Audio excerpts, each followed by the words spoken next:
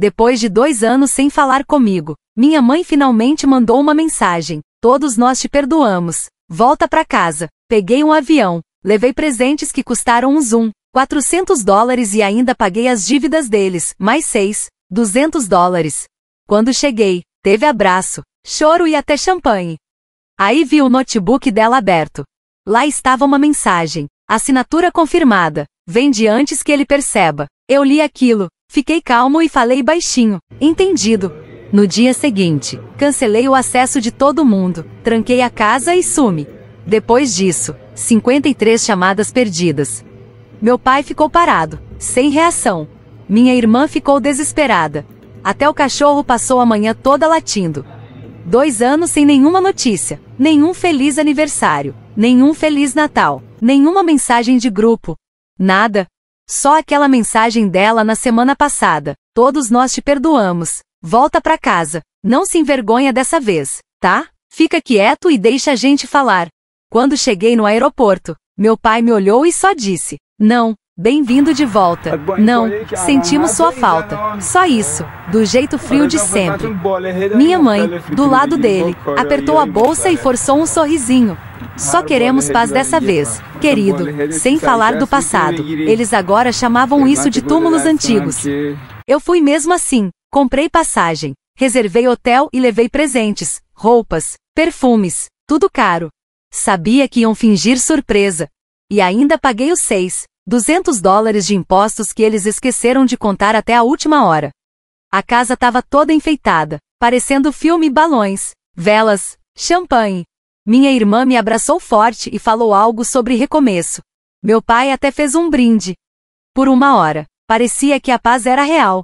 Até eu passar pela cozinha indo pro banheiro e ver o notebook da minha mãe ligado.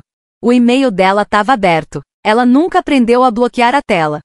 Assunto: confirma a assinatura. Vende antes que ele perceba. Tinha um arquivo escaneado com meu nome. Não era falso. Era um documento que eles tinham reutilizado. Olhei por 3 segundos. Fechei o notebook. Voltei para a sala de jantar. Peguei minha taça e falei baixinho. Entendido. Sem briga. Sem grito. Só isso. No dia seguinte, cancelei tudo. Contas, banco, propriedade. Troquei as fechaduras. Depois sumi. Ao meio-dia, 53 chamadas perdidas. Meu pai ficou paralisado. Acharam que era AVC. Minha irmã entrou em pânico. O cachorro não parava de latir, como se sentisse o clima estranho. E eu já estava longe. Dizem que a gente não escolhe a família. Mas eu queria que alguém tivesse me dito que dá para demitir a família. Porque foi isso que eu fiz. Era como um trabalho que eu nunca quis. Não dava para pedir demissão. E só me pagavam com culpa. Deixa eu explicar melhor. Por anos, eu banquei a vida deles, em silêncio. Todo mês eu mandava dinheiro, $600 para hipoteca, 200 para luz, 150 para mercado, fora os extras, conserto do carro da minha irmã, tratamento de dente do meu pai, evento da minha mãe, que depois descobri que era só um brunch com o clube do livro dela. E eu nunca reclamei, nem uma vez. Achava que isso era amor. Porque para mim, amar era estar presente. Mesmo quando ninguém diz obrigado. Sabe o que isso realmente quer dizer? Que você é útil até parar de ficar calado. Porque no momento em que eu cortei tudo, foi como se tudo desmoronasse. Naquela manhã, depois de cortar o acesso deles, desliguei meu celular, troquei o chip e bloqueei minhas contas. Em menos de 6 horas, recebi e-mails de 3 bancos dizendo que tentaram fazer transações no meu nome. Tudo lá da casa do meu pai. Uma dessas tentativas era para dar entrada numa cabana, aquela viagem de inverno em família que eles estavam planejando. Outra era uma transferência para uma conta chamada Henderson. Na hora, não lembrei de quem era. Depois caiu a ficha, era o ex-namorado da minha irmã. O mesmo que ela disse que foi abusivo. O mesmo que bloqueou ela em tudo no ano passado. Por que o nome dele estava aparecendo nas minhas coisas? Ao meio-dia, entrei no e-mail da minha mãe de novo. Ela nunca trocou a senha, ainda era a mesma de sempre. 0704 Jack, meu aniversário. E lá estava o e-mail. Ele tá na cidade. Finge que tá tudo bem. Assim que ele assinar a liberação, a gente tá livre. O documento estava em anexo. Era sobre um fundo da família, feito pelo meu avô antes de morrer. Eu nem sabia que meu nome estava ali, mas eles sabiam. Eu era o único que podia assinar caso quisessem vender a casa antes da hora. Eles não queriam me reaproximar. Eles precisavam do meu nome, do meu sangue, da minha assinatura, daquele jantar, daquele champanhe, daquele "a gente te perdoa". Foi tudo armação. Naquela noite, voltei escondido na casa.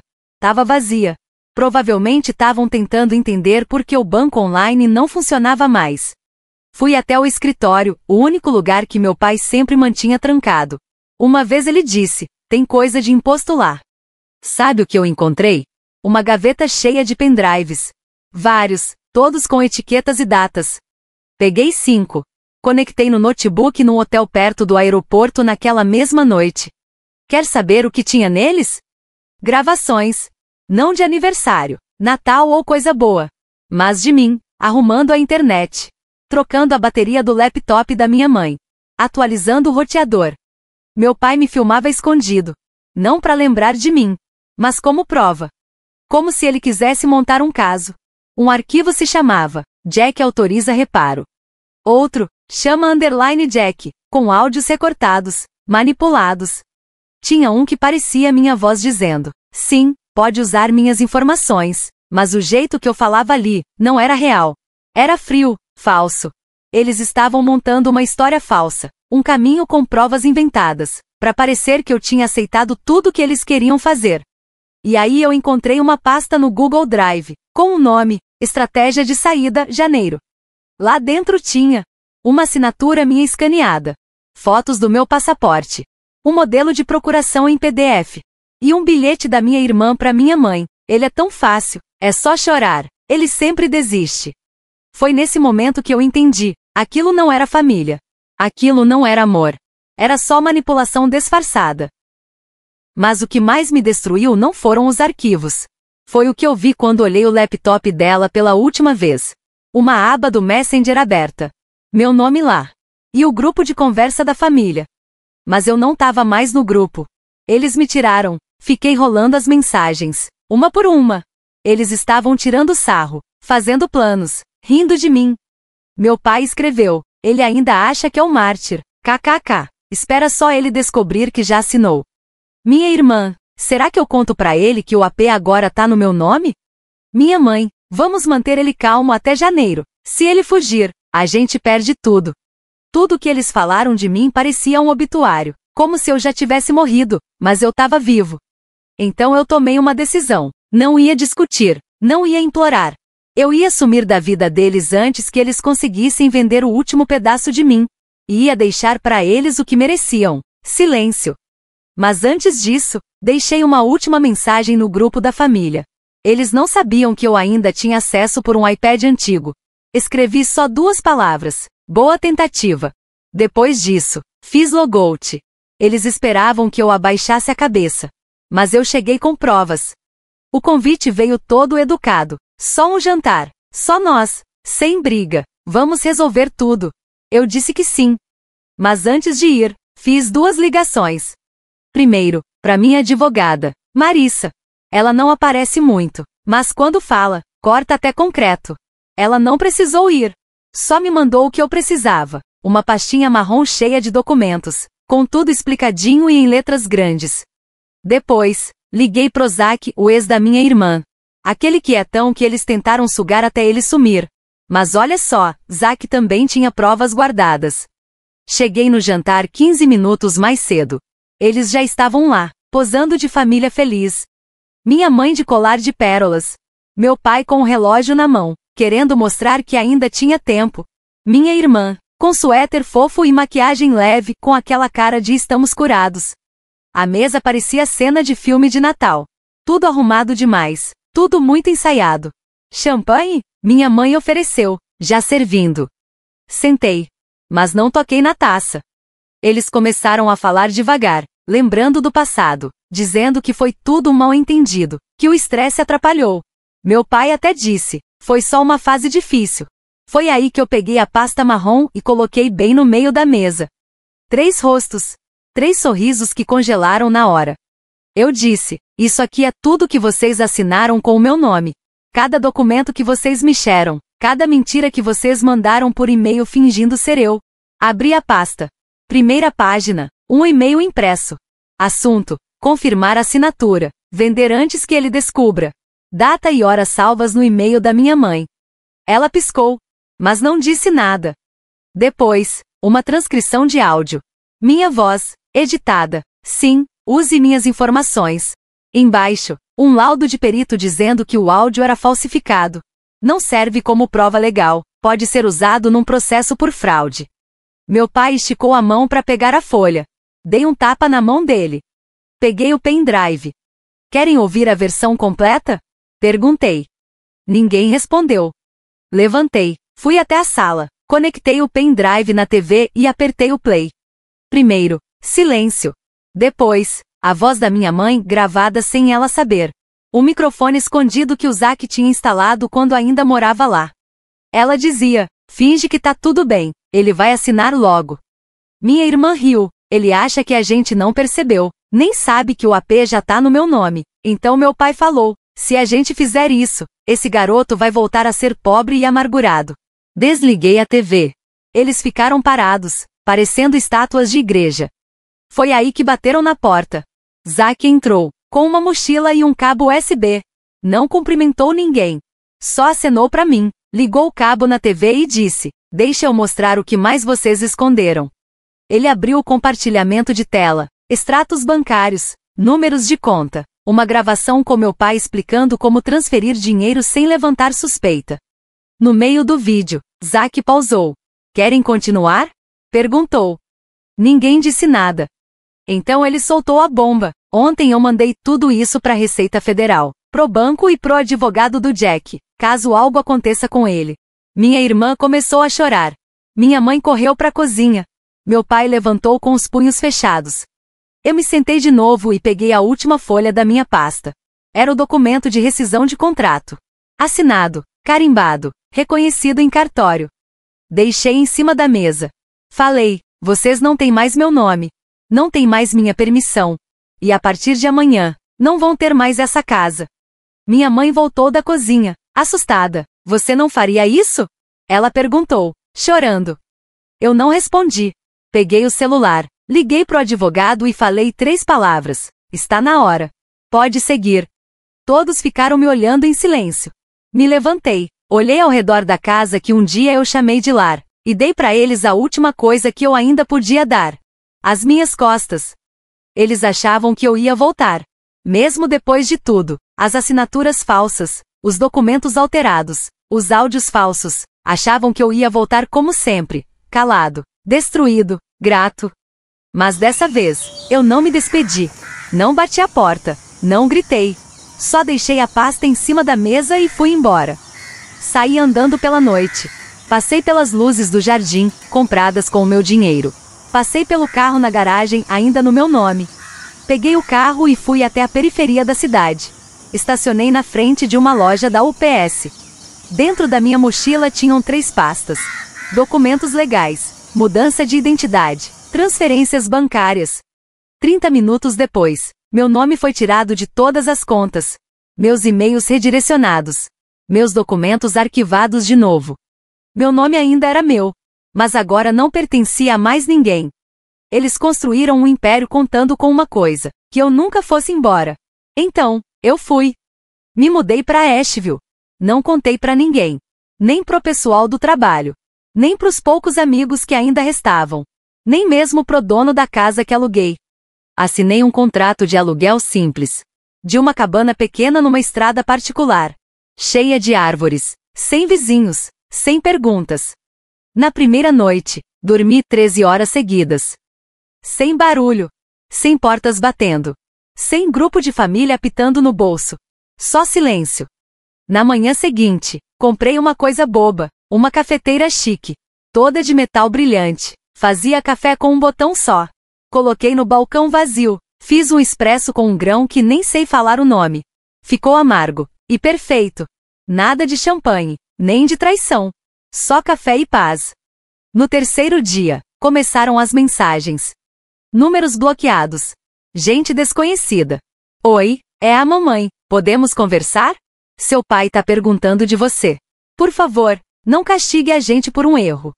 Não respondi. No quinto dia, Recebi mensagem de um primo que nem falava comigo há anos. O que você fez? Tia Deb disse que sua mãe não saiu de casa. Depois vieram mensagens mais longas. Da Emma, eu não sabia o que eles estavam fazendo. Só segui o que o papai mandou. Nunca pensei que ia tão longe.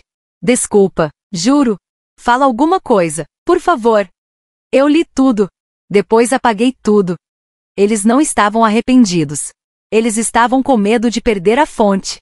Na segunda semana, o celular parou de vibrar.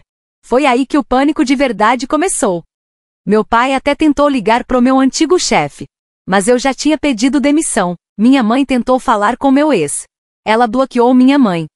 A Emma mandou mensagem para uma amiga com quem eu não falava há 6 anos. Esse amigo me mandou uma mensagem só com uma frase. Eles estão te caçando como se você fosse um salário perdido. No final daquela semana, fui num cartório e mudei todos os dados de contato que estavam ligados ao fundo da família. Telefone, e-mail de recuperação, tudo. Agora não tem mais brecha. Acabou o fantasma digital. Até mudei o nome no meu Vemo. A amiga da faculdade respondeu para minha mãe quando ela pediu meu endereço. Ele não tá mais onde você deixou. Esse amigo me mostrou a conversa. Mandei para ele um vale-presente de café como agradecimento. Eles não queriam paz, queriam controle. Na quarta semana, terminei de montar meu estúdio. Fiz tudo com calma, num lugar afastado da cidade. Era só um cômodo, 2 bancadas e 3 ferramentas que eram minhas. Não era muito, mas era meu. Comecei a consertar móveis, arrumar caixas de som e fazer mesas de madeira reaproveitada. Ninguém sabia meu nome. Ninguém ligava pro meu sobrenome. Pagavam em dinheiro, sem nota, sem desconto de família. Eu não bloqueei eles por maldade. Bloqueei para sobreviver, e falei sério. Aí, numa terça-feira de manhã, com cheiro de madeira e ar puro, imprimi um adesivo branco e colei na porta da minha oficina. Era só pra mim, não pra divulgar, sem desconto pra família, sem exceções. Fiquei ali parado, li 2 vezes. E ri pela primeira vez em meses. Depois fui até uma joalheria da cidade e comprei um relógio.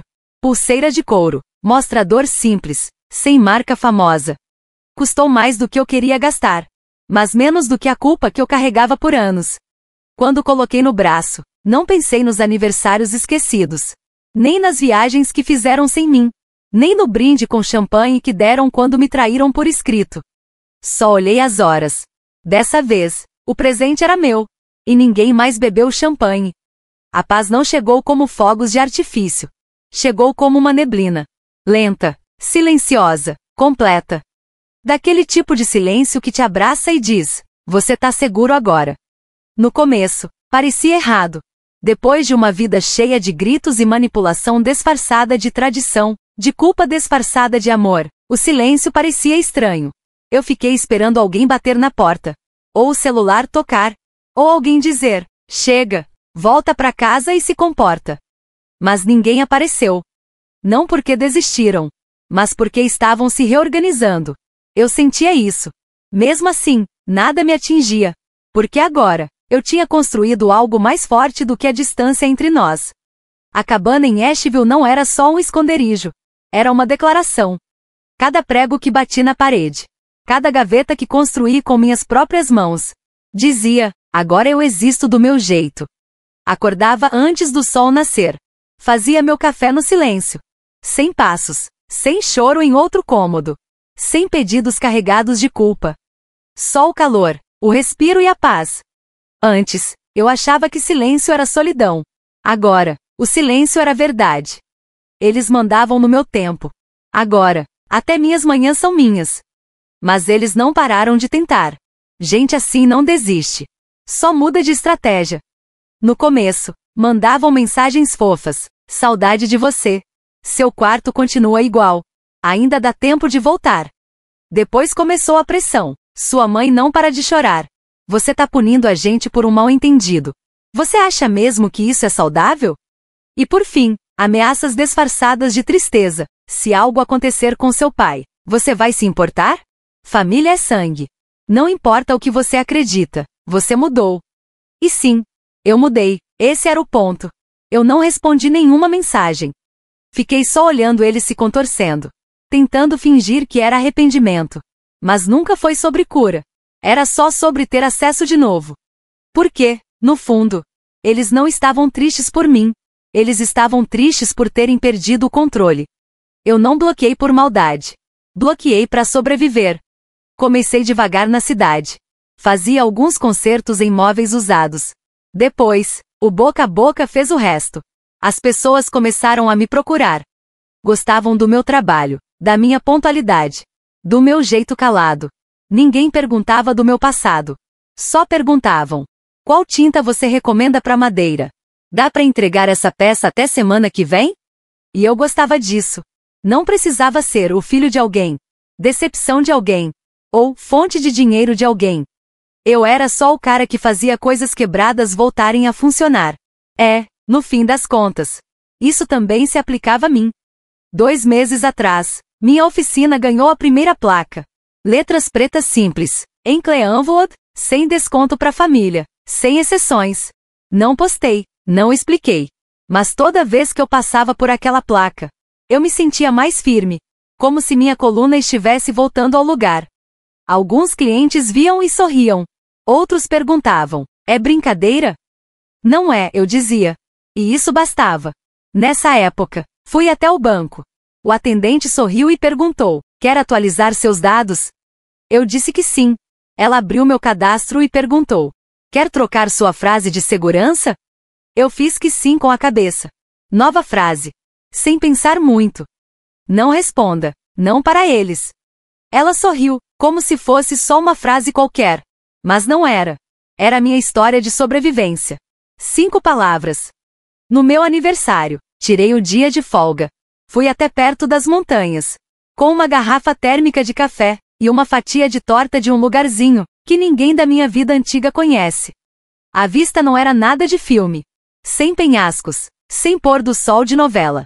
Só árvores, ar fresco e paz. E foi o bastante. Não recebi ligação. Nem parabéns. Nem pedido falso de desculpa. Só silêncio. E pela primeira vez, isso não doeu.